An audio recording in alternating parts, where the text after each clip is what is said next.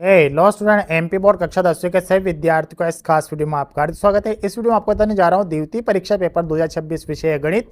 Basic और standard दोनों विद्यार्थियों के लिए जो 11 मई का पेपर होने जा रहा है, बूस्टर डोज इस वीडियो में आपको देने वाला हूं कक्षा 10वीं के विद्यार्थियों के लिए, एमपी बोर्ड के लाडोलों के लिए। इन प्रश्न का आप तैयार करके जाएंगे तो आपको जो है अच्छे नंबर स्कोर कर सकते हैं। विद्यार्थियों, पिछले वीडियो में मैंने शूट किया था गणित विषय का बेसिक और स्टैंडर्ड का, बहुत सारे विद्यार्थियों ने वो वीडियो नहीं देख पाए होंगे, तो वापस मैं डबल से शूट कर रहा हूं। तो इन प्रश्नों को आप तैयार करके चले जाएंगे तो आप आराम से अच्छे स्कोर कर लेंगे, आप आराम से पास हो जाएंगे और स्कोर भी अच्छा बन जाएगा आपका गणित में। चाहे आपकी बेसिक गणित हो चाहे स्टैंडर्ड, दोनों को मैंने कंबाइन साथ में रखा है। बेसिक और स्टैंडर्ड दोनों विद्यार्थियों के लिए रहने वाला है। और एमपी बोर्ड कक्षा 10वीं के विद्यार्थी पहली बार हमारे चैनल पर जुड़ रहे हो, चैनल सब्सक्राइब जरूर कर लेना, वीडियो को लाइक कर लेना, बेल आइकन को प्रेस कर लेना, जिससे आने वाला हर वीडियो नोटिफिकेशन आप तक आसानी से पहुंच सके। क्योंकि एमपी बोर्ड संबंधित सब प्रकार की जानकारी हमारे चैनल पर से प्रोवाइड की जाती है। चलिए जान लेते हैं अब स्टेप बाय स्टेप क्या है पूरा जो है क्वेश्चन, और इसको हम देख लेते हैं। कक्षा 10वीं द्वितीय परीक्षा पेपर 2026 विषय है गणित, एमपी बोर्ड के लाडलों के लिए, बेसिक स्टैंडर्ड दोनों के लिए 11 मई के पेपर में आप छाप के आ जाना विद्यार्थियों। बूस्टर डोज इस वीडियो में आपको देने वाला हूं।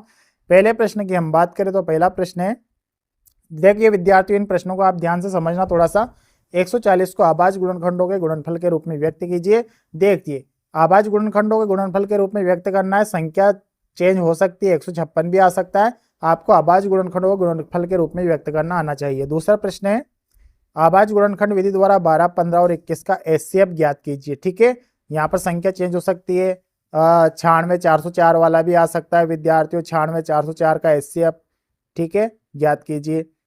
तीसरे प्रश्न की बात करें तो तीसरा प्रश्न है, जांच कीजिए क्या किसी प्राकृत संख्या एन के लिए संख्या 6 की घात n अंक 0 पर समाप्त हो सकती है। चौथा है, सिद्ध कीजिए 3 कर्णी 2 एक अपरिमेय संख्या है।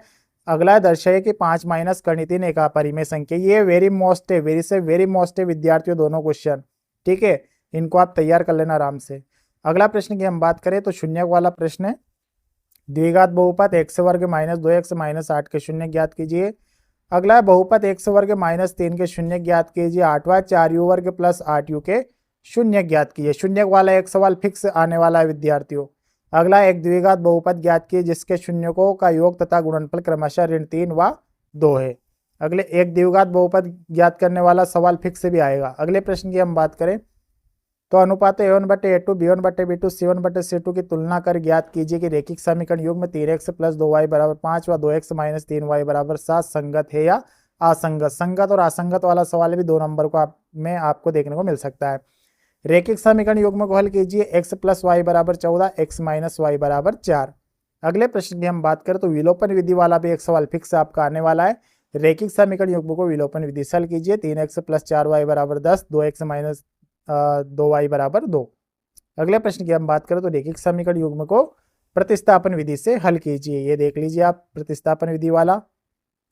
चौथे प्रश्न की हम बात करें तो वेरी से वेरी मोस्ट है, दो संख्याओं का अंतर 26 है और एक संख्या दूसरी संख्या की 3 गुनी है, उन्हें ज्ञात कीजिए। वेरी मोस्ट प्रश्न है विद्यार्थियों, ठीक है। जांच कीजिए क्या x वर्ग माइनस 2 x बराबर माइनस 2 माइनस 3 x द्विघात समीकरण है। वेरी से वेरी मोस्ट है, जांच करने वाला द्विघात समीकरण का 4 पार्ट का प्रश्न, ठीक है। अगले प्रश्न की हम बात करते हैं। अगला प्रश्न है, द्विघात समीकरण 6x वर्ग माइनस x माइनस 2 बराबर 0 के मूल ज्ञात कीजिए। 7वां क्वेश्चन, द्विघात समीकरण 2x वर्ग प्लस kx प्लस 3 बराबर 0 में k का ऐसा मान ज्ञात कीजिए उसके 2 बराबर मूल हो। 18वें प्रश्न की हम बात करें तो 10वां पद वाला है, 10वां पद ज्ञात कीजिए, देख लीजिए आप। और अगला है 19वां का कौन सा पद ऋण 81 है। 20वां देख लीजिए, एपी के अगले 2 पद ज्ञात करने हैं, संख्या देख लीजिए आप। 21वां आधारभूत समानुपातिकता प्रमेय का कथन लिखना है, जो कि वेरी मोस्ट है, 2 नंबर में आपको देखने को मिल सकता है कथन, ठीक है। अगले प्रश्न की हम बात करें तो बिंदु 2,3 4,1 के बीच की दूरियां अपन ज्ञात करनी है। दूरी वाला सवाल फिक्स आपका एक आएगा, संख्या चेंज हो सकती है और ये संख्या भी रह सकती है, संख्या अगर चेंज हो जाए दूरी, आपको दूरी वाला सवाल पढ़ लेना अच्छी तरीके से, ठीक है। अगले प्रश्न की हम बात करें, बिंदु ए के निर्देशांक ज्ञात कीजिए। जहाँ ए भी एक वृत्त का व्यास है जिसका केंद्र 2,-3 है तथा बी के निर्देशांक 1,4 है। 24वें प्रश्न की हम बात करें, उस बिंदु के निर्देशांक ज्ञात कीजिए जो बिंदु 4,-3 और 8,5 को जोड़ने वाले रेखाखंड को आंतरिक रूप से 3:1 के अनुपात में विभाजित करता है। 25वां और 26वां वेरी से वेरी मोस्ट क्वेश्चन है विद्यार्थियों, 2 नंबर में आपको देखने को मिलने वाला है। साइन ए बराबर 3/4 तो कोस ए और टेन ए का मान ज्ञात कीजिए। अगला, यदि टेन ए बराबर 4/3 तो सेक ए और cos A का मान ज्ञात कीजिए 27 हो, यदि 15 cot A बराबर 8 हो तो sin A cos sec A का मान ज्ञात कीजिए। इन तीनों में से एक आपको पेपर में देखने को मिलने वाला है विद्यार्थियों। वैसे मैंने पिछले वीडियो में भी दे दिया था, बहुत सारे विद्यार्थियों ने नहीं देखा है तो वापस मैं डबल से क्वेश्चन दे रहा हूँ विद्यार्थियों। चलिए अगला प्रश्न है, मान ज्ञात कीजिए sine 60 degree cos 30 degree plus sine 30 degree cos 60 degree का मान ज्ञात कीजिए। अगला है, मान ज्ञात कीजिए 2 tan वर्ग 45 डिग्री प्लस cos वर्ग 30 डिग्री माइनस साइन 60 डिग्री। अगला है, मान ज्ञात कीजिए 2 tan 30 डिग्री बटे 1 माइनस tan वर्ग 30 डिग्री। अगला है जो कि प्रमेय है, एक तो बाह्य बिंदु है जो कि वेरी मोस्ट है, बाह्य बिंदु प्रमेय 10 पार्ट की, ये भी 10 पार्ट की प्रमेय है, वेरी मोस्ट है, दोनों प्रमेय में से एक प्रमेय आपको देखने को मिलने वाली है। ठीक है, और इसमें 10 पार्ट में सवाल है, सवाल दिए हैं मैंने, इसको पढ़ लीजिए आप। एक बिंदु ऐसे जो एक वृत्त के केंद्र से 5 सेंटीमीटर दूरी पर है, वृत्त पर स्पर्श रेखा की लंबाई 4 सेंटीमीटर, वृत्त की त्रिज्या ज्ञात कीजिए। अगला है, दो संकेंद्रीय वृत्तों की त्रिज्या 5 सेंटीमीटर तथा 3 सेंटीमीटर, बड़े वृत्त की उस जीवा की लंबाई ज्ञात कीजिए जो छोटे वृत्त को स्पर्श करती है। 35वें प्रश्न की हम बात करें तो 6 सेंटीमीटर त्रिज्या वाले एक वृत्त के एक त्रिज्यखंड का क्षेत्रफल ज्ञात कीजिए जिसका कोण 60 डिग्री है। वेरी मोस्ट प्रश्न है विद्यार्थियों। 4 सेंटीमीटर त्रिज्या वाले एक वृत्त के त्रिज्यखंड का क्षेत्रफल ज्ञात कीजिए जिसका कोण 30 डिग्री है। अगला, एक वृत्त के चतुर्थांश का क्षेत्रफल ज्ञात कीजिए जिसकी परिधि 22 सेंटीमीटर है।